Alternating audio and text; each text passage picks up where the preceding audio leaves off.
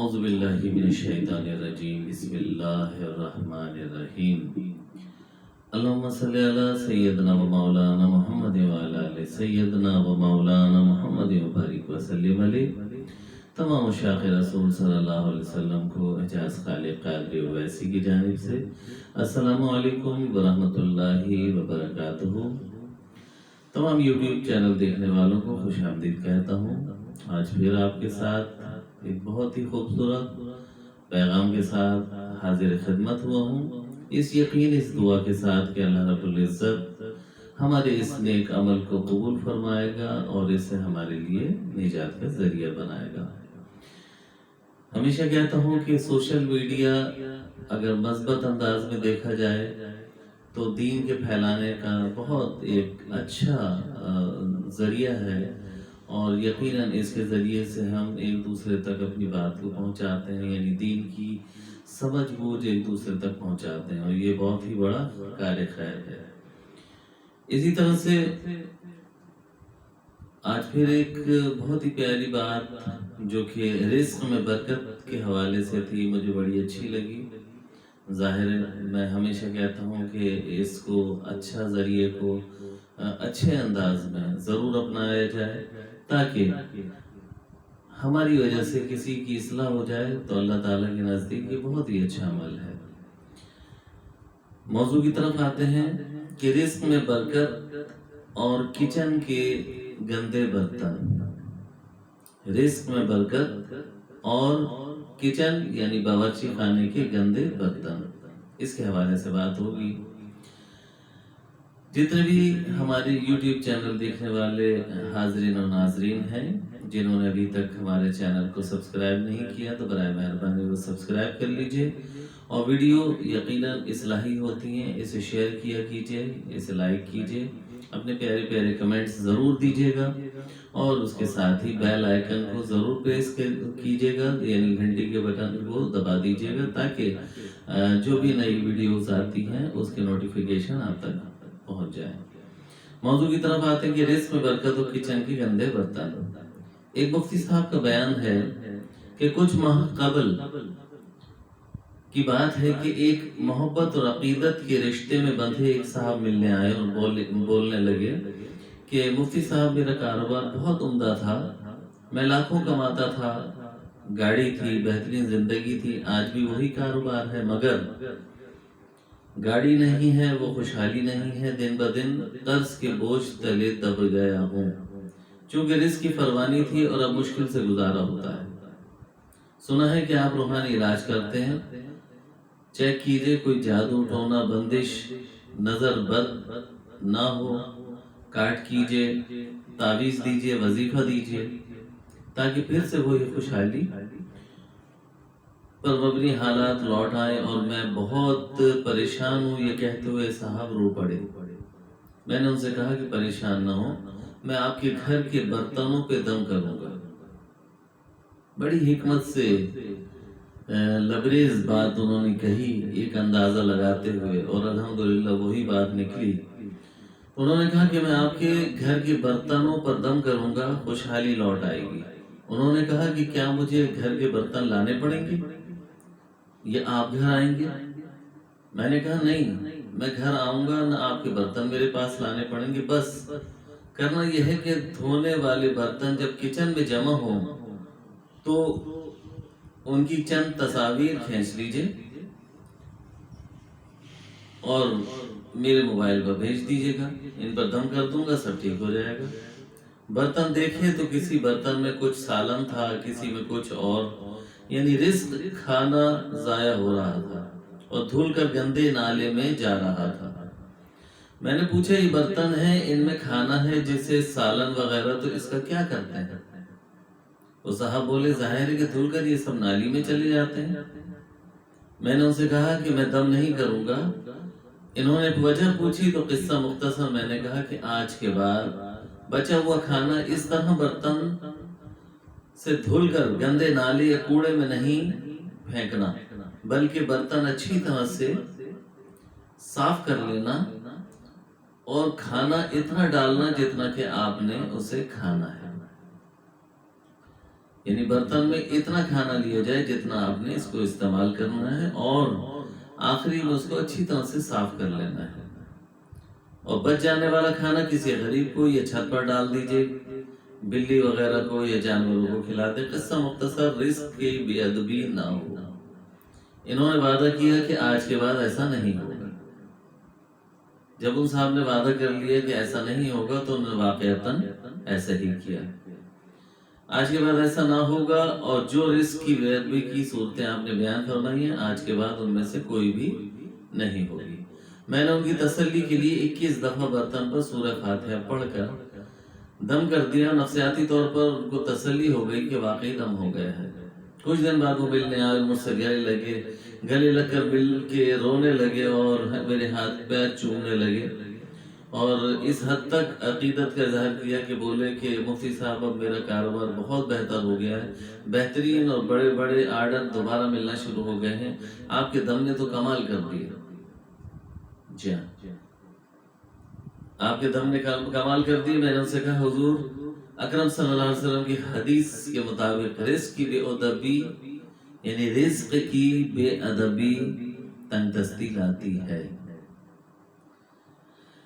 تو لہٰذا جب آپ نے وہ کام کرنا چھوڑ دیے جس سے رزق کی بے حرمتی ہو رہی تھی، بے ادبی ہو رہی تھی، تو نبی کریم صلی اللہ علیہ وسلم کی حدیث کے مطابق جب رزق کی بے ادبی سے تنگ دستی آتی ہے تو آپ نے کاروبار بیان کیا، اس میں مجھے کوئی شرعی خرابی نظر نہیں آئی۔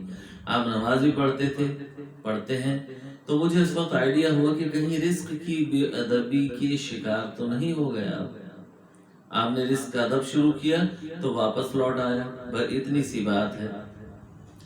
اس نے عزم مصمم کیا کہ انشاءاللہ مرتے دم تک رزق کے ایک ذرے کو بھی ضائع نہیں ہونے دے گا، اور اس کے ادب و تعظیم میں کوئی کسر نہیں چھوڑے گا۔ میں نے کہا اگر تم نے واقعی ایسا کیا تو واپس گاڑی بھی آئے گی اور بینک بیلنس بھی۔ اللہ پاک ہمیں رزق کا ادب کرنے کی توفیق عطا فرمائے، آمین ثم آمین۔ اچھا، اسی طرح دوستو چلتے چلتے ایک آخری بات عرض کرتا ہوں، اور میں آپ سے ہمیشہ ایسا کہتا بھی ہوں، میں بھی کہتا ہوں اور انسان نے بھی کہا کہ اگر کوئی ایسی نایاب ویڈیو، قول، واقعہ، کہانی یا تحریر وغیرہ اچھی لگے تو مطالعے کے بعد مزید تھوڑی سی زحمت فرما کر اپنے دوستوں سے بھی شیئر کیا کیجئے، کیونکہ اس میں آپ کا بمشکل ایک لمحہ صرف ہوگا، لیکن ہو سکتا ہے اس ایک لمحے کی اٹھائی ہوئی مشقت یا تکلیف سے آپ کی شیئر کردہ چیز یا تحریر ہزاروں لوگوں کے لیے سبق آموز ثابت ہو۔ جزاک اللہ خیر کثیرا۔ حقیقت یہی ہے کہ ہمارے معاشرے میں اس وقت اگر آپ جس سے بھی کہیں گے اور جس سے بھی پوچھیں گے وہ یہی کہے گا کہ رزق میں برکت اڑ گئی ہے اور کاروبار نہیں چل رہا، مسائل کا شکار ہوں، پریشانیاں ہیں، ٹھیک ہے نا، پہلے پورا پڑ جاتا تھا اب نہیں ہوتا۔ تو اس کے پیچھے اگر ہم غور کریں گے تو یقیناً ہماری اپنی کچھ کوتاہیاں موجود ہوتی ہیں جس کی وجہ سے رزق سے برکت اڑ جاتی ہے، ورنہ وہی چیزیں ہیں، وہی پیسے ہیں، وہی کام ہو رہا ہوتا ہے، اتنی ہی چیزیں گھر میں آتی ہیں، لیکن یہ چھوٹی چھوٹی باتیں گو کہ بہت بڑی باتیں کہ برتنوں کو جب دھوتے ہیں تو اس میں کھانا پینا لگا ہوا ہوتا ہے، اچھا خاصا مقدار میں ہوتا ہے، بعض اوقات دھل کے واقعتاً گٹر میں اور نالے میں چلے جاتے ہیں، رزق کی بے حرمتی ہو رہی ہوتی ہے۔ آقا علیہ السلام کے فرمان کے مطابق برتن کو اچھی طرح سے صاف کر کے استعمال کیا جائے، یعنی اس میں جو بھی کھانا لگا ہوا تھا اسے اچھی طرح سے صاف کر کے کھا لیا جائے، یا اگر اس کو بچانا مقصود ہی ہے تو پھر وہ کسی جانور کے پیٹ میں چلے جانا چاہیے، یعنی غلاظت میں نہیں جانا چاہیے۔ جانور کھا لیں، پرندے کھا لیں، کیڑے مکوڑے کھا لیں، اس بات کا خاص خیال رکھنا ہے کہ وہ نالی میں نہیں جانا چاہیے، نالے میں نہیں جانا چاہیے، گٹر میں نہیں جانا چاہیے، ظاہر ہے وہ غلاظت ہوتی ہے اور رزق کی بے حرمتی ہوتی ہے۔ رزق کا خالق اللہ رب العزت ہے، رازق اللہ رب العزت ہے۔ جب اس کی دی ہوئی نعمتوں کی بے قدری ہوتی ہے تو یقیناً اسے دکھ ہوتا ہے، تکلیف ہوتی ہے، افسوس ہوتا ہے کہ میں نے ان پر کتنا رحم کیا، انہیں رزق کی فراوانی عطا کی اور یہ اس کی ناقدری کر رہے ہیں۔ تو حقیقت بھی یہی ہے، قانون فطرت ہے، دین فطرت ہے۔ اللہ رب العزت کے ہاں ہر چیز جو کچھ بھی ہے وہ فطرت کے عین مطابق ہے۔ ذرا سوچیے، آپ کسی کو کوئی چیز دیں اور وہ اس کی قدر نہ کرے، اسے پھینک دے، ضائع کر دے، تو آپ کے دل میں اس کے لیے کیسی بات پیدا ہوگی کہ کتنا عجیب آدمی ہے، کتنا ناقدر آدمی ہے کہ اس نے میری دی ہوئی چیز تحفے کی قدر نہیں کی، تو آپ اس کے بعد کبھی بھی اس کو نہیں دیں گے۔ ایسے ہی اللہ رب العزت تو بڑا غفور و رحیم ہے، رازق ہے، ہر چیز پہ قادر ہے، وہی سب کچھ عطا کرنے والا ہے۔ اس نے ہمیں جب رزق عطا کیا تو رزق میں برکت کے کام ہم نے خود کرنے ہیں تاکہ اس میں مزید اضافہ ہو، لیکن جب ہم اس کی ناقدری کرتے ہیں، اسے ضائع کرتے ہیں، بے شمار انداز میں ہے۔ ایسا نہیں ہے کہ بندہ یہی ایک بات ہے کہ برتن دھوتے ہوئے وہاں پر چلے گئے، بعض اوقات آپ کھانا نکالتے ہیں اسے پھینک دیتے ہیں، تھوڑا سا استعمال کرتے ہیں، ضائع کر دیتے ہیں۔ پتہ نہیں کتنی مخلوق اللہ کی ایسی موجود ہے جو بغیر کھائے پیے رات میں سو جایا کرتی ہے، جن کو وہ چیزیں میسر نہیں ہیں۔ تو یقیناً ہمیں اس بات کا خاص خیال رکھنا چاہیے۔ آج واقعتاً جو رزق میں برکتیں اڑ گئی ہیں، ختم ہو گئی ہیں، اس کی سب سے بڑی وجہ یہ ہے کہ رزق کی بے حرمتی ہو رہی ہے، رزق کی بے ادبی ہو رہی ہے، رزق برباد ہو رہا ہے۔ یہ پیٹ میں چلا جائے، کسی کے بھی پیٹ میں چلا جائے، وہ اچھا ہے نہ کہ وہ ضائع ہو جائے۔ جب چیز ضائع ہوتی ہے تو اللہ رب العزت کو یقیناً اچھا نہیں لگتا، اور آپ کو سکھانے کی غرض سے، آپ کو سمجھانے کی غرض سے، کیونکہ جب ہم پر کوئی تکلیف آتی ہے اس کا مقصد یہ نہیں ہوتا کہ اللہ رب العزت ہمیں نقصان پہنچا رہا ہے یا ہمیں دکھ دے رہا ہے یا ہمیں تکلیف دے رہا ہے، نہیں، بلکہ اس کا مقصد یہ ہوتا ہے کہ یہ تھوڑی سی تکلیف کے بعد، پریشانی کے بعد اللہ رب العزت کی طرف رجوع کرے اور بہتری کی طرف آ جائے، تاکہ اس کے رزق میں اور اس کے تمام معاملات میں بہتری پہلے کے مقابلے میں کہیں زیادہ کر دی جائے۔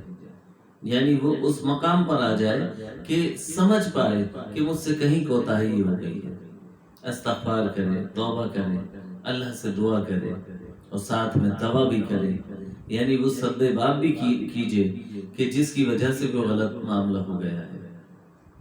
امید ہے کہ آپ کو بات سمجھ میں آ گئی ہوگی۔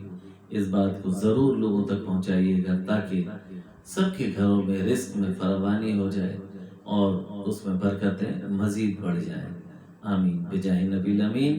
اپنا بہت خیال رکھیے گا، دعاؤں میں یاد رکھیے گا کہ اللہ رب العزت آپ کو اور ہم سب کو دین پر صحیح معنوں میں چلنے کی توفیق عطا فرمائے۔ آمین بجاہ نبی الامین۔ اللہم صلی علی سیدنا و مولانا محمد و علی سیدنا و مولانا محمد بارک وسلم علیہ۔ السلام علیکم ورحمۃ اللہ وبرکاتہ۔